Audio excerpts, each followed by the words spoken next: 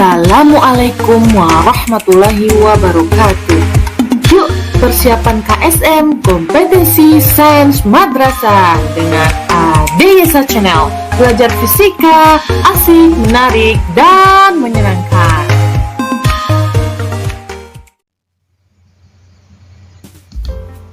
Oke, soal selanjutnya di sini bisa Anda baca ya. Jadi di sini ada katanya sebuah kitab yang berisi tentang gaya berat dan kesetimbangan benda tegar serta pembuatan neraca. Berikut adalah model keseimbangannya. Jadi ini adalah materi kesetimbangan benda tegar. Bisa kita perjelas gambarnya di sini. Ya, jika jarak AG sama dengan 40 cm, mana yang AG? Di sini ya, jarak A ke G ini adalah 40 cm, dan GZ di sini ya, jadi titik G titik Z 20 cm, ZT juga 20 cm, dan juga di sini TB ya, TB nya juga 20 cm. Masa ME itu adalah masa yang di sini ya, masa ME. Ini ada juga gaya beratnya nanti ya, yang berada di titik A yaitu sebesar 10 kilo, dan masa MH juga ada juga gaya beratnya nanti di sini. Berapa MH? 2 kilo, ada MK nya tidak diketahui, dan MU nya ada juga 2 kilo. Jadi yang ditanya di sini masa MK saat sistem setimbangnya di titik G. Artinya apa? Di titik G ini adalah sebagai poros pusat rotasi. Jadi syarat untuk kesetimbangan benda tegar itu, syaratnya yang pertama adalah sigma tau sama dengan 0 ya. Kita lihat berapa banyak gaya yang bekerja di sebuah batang. Itu ada 4 gaya. Kita tinjau momen gaya itu. Masih ingat Ananda ya, momen gaya mempunyai arah. Kapan dia bernilai positif?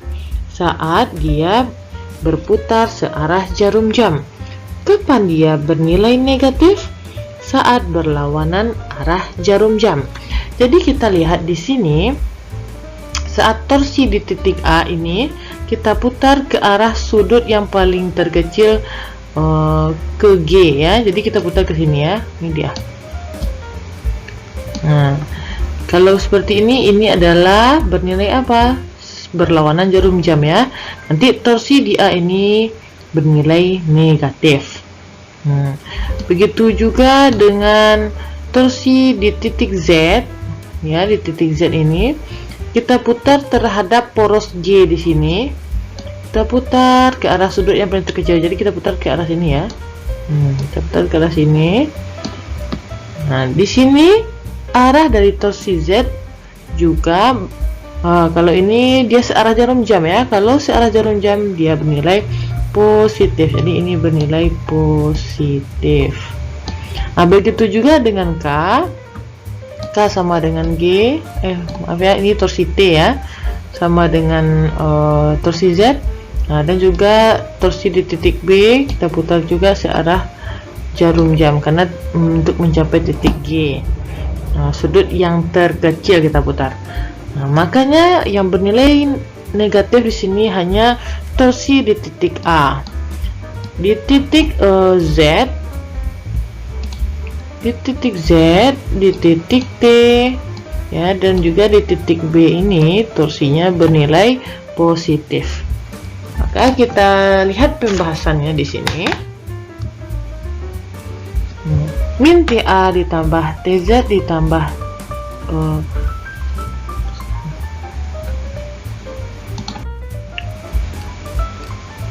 bukan T. Min torsi A ditambah torsi Z ditambah torsi T ditambah torsi B sama dengan 0.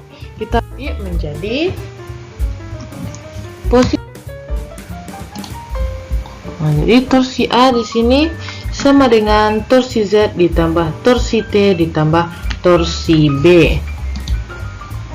Lalu hasilnya adalah Karena torsi A itu torsi persamaannya kan F dikali R. Nah, F di sini adalah gaya berat yang berada di titik A, yaitu gaya berat E. Ya, masanya di sini dimisalkan E. Jadi di sini ada WE. Ya, ada WE. Nah, jadi gaya pada torsi A itu WE dikali RE, atau jarak antara massa E ke titik G, kita sebut juga dengan REG. Itu ya. Jadi karena sama-sama gravitasinya itu sama-sama 10, bisa kita coret, jadi kita masukkan saja massanya. Jadi persamaannya menjadi ME dikali RAG sama dengan torsi Z. Torsi Z itu WH dikali RHG. Kalau torsi T, WK dikali RKG, dan torsi B ini di sini WU ya, WU dikali RBG. Jadi lihat jaraknya ya, jarak setiap titik ini ke pusat rotasi. Nah, setelah itu baru kita masukkan angkanya. 10 dikali 0,4, jadi massa E kan 10, RAG 0,4, sama dengan massa H di sini ada 2, dan jarak antara H dengan G ada 0,2, ditambah yang tidak diketahui ya, ini yang ditanya, MK dikali RKG, berapa jarak K ke G. Nah, K ke G juga di sini 0,4 ya, 40 cm kita jadikan ke meter 0,4, ditambah MU massa U 2, dan jarak antara massa U dengan pusat rotasi itu disebut juga dengan RBG, 60 cm ya, kita jadikan ke meter 0,6. Nah, maka hasilnya menjadi 4, 10 dikali 0,4 jadi 4 sama dengan 0,4 ditambah 0,4 MK ditambah 1,2. Nah, kita pindah ruaskan variabelnya yang sama-sama angka. 4 dikurang 0,4 dikurang 1,2 sama dengan 0,4 MK. Maka hasilnya di sini 4 dikurang 0,4 dikurang 1,2 yaitu 2,4 sama dengan 0,4 MK. Maka MK-nya sama dengan 2,4 dibagi 0,4 sama dengan 6 kg. Nah, jadi ini hasilnya. Dan jawabannya di sini adalah A, 6 kg. Oke, soal selanjutnya. Di sini ada pemerintah Indonesia berencana membangun pusat pembangkit listrik yang menghasilkan daya listrik sebesar 755 MW dengan konsumsi bahan bakar batubara sebesar 420 ton per jam. Panas yang dihasilkan pembakaran batubara tersebut adalah 32 MJ per kilogram. Berapakah efisiensi dari pusat pembangkit listrik tersebut? Ini adalah konsep dari efisiensi. Anda masih ingat efisiensi itu persamaannya adalah daya keluaran per daya masuk dikali 100%. Jadi di sini diketahui di soal, kita lihat di sini diketahui pembangkit listrik itu menghasilkan daya. Jadi ini adalah daya keluarannya yang sudah dihasilkan sebesar 755 MW. Lalu kita lanjut apa informasi di soal ini lagi ya. Di sini ada konsumsi bahan bakar batubara sebesar 420 ton per jam. Ton ini adalah satuan dari massa. Jadi artinya di sini ada massa per waktu sebesar 420 ton per jam.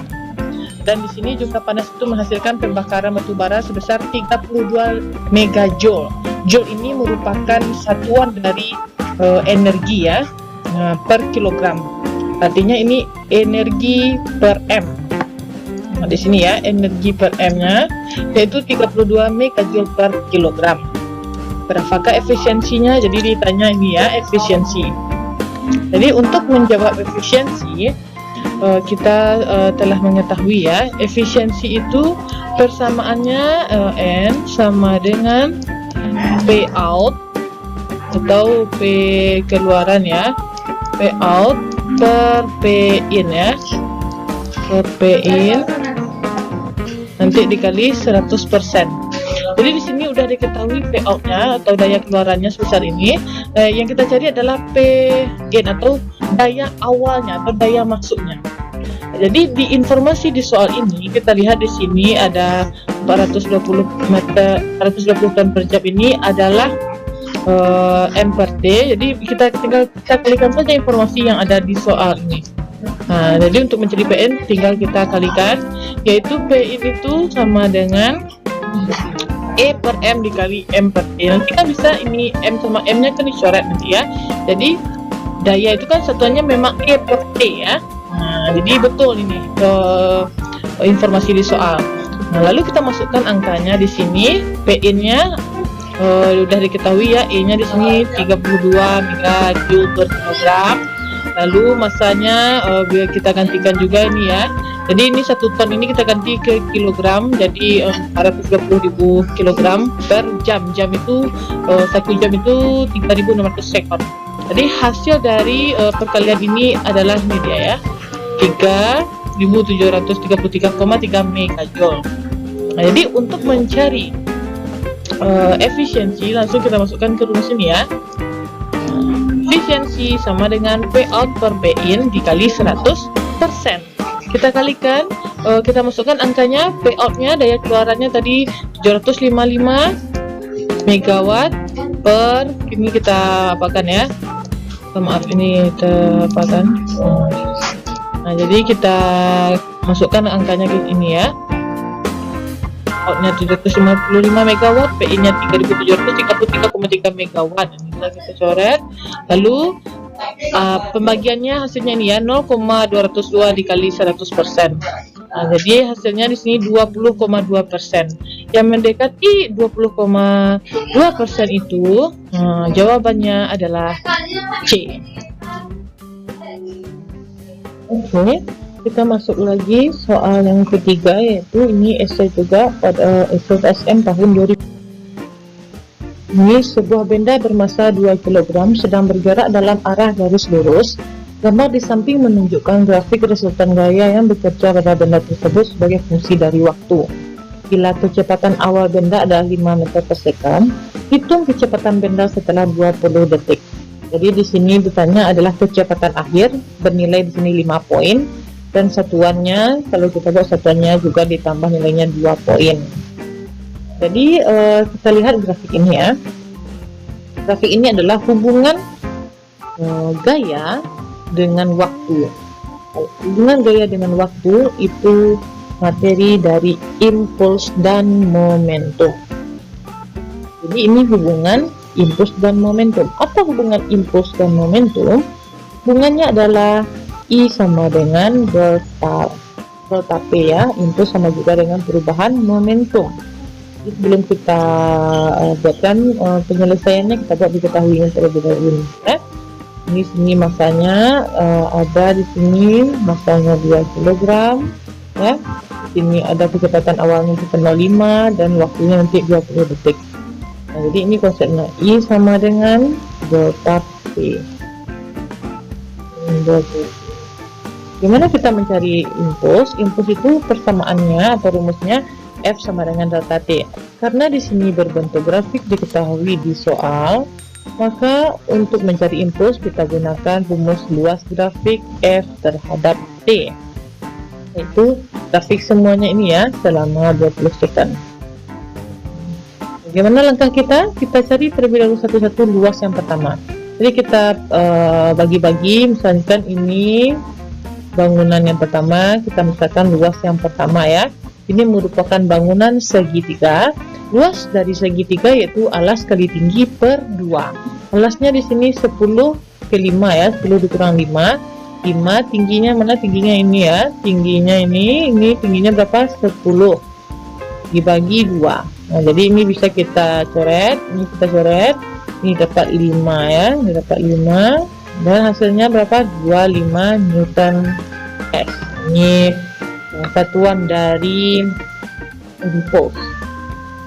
Selanjutnya kita cari luas bangunan yang kedua. Jadi ini luas bangunan yang kedua ya. Dari ini.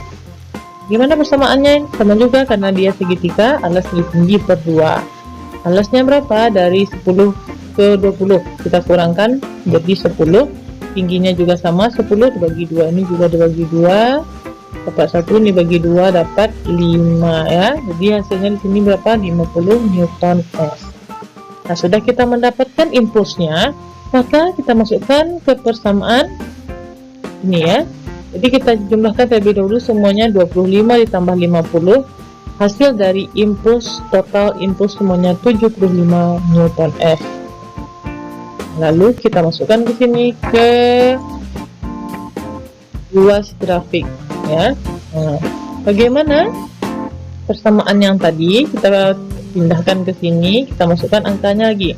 Luas grafik di sini udah diketahui, luas grafik FT kita cari yaitu dapat 75. Kita masukkan ke sini 75 sama dengan M-nya ganti 2 karena di sini ada 2 ya.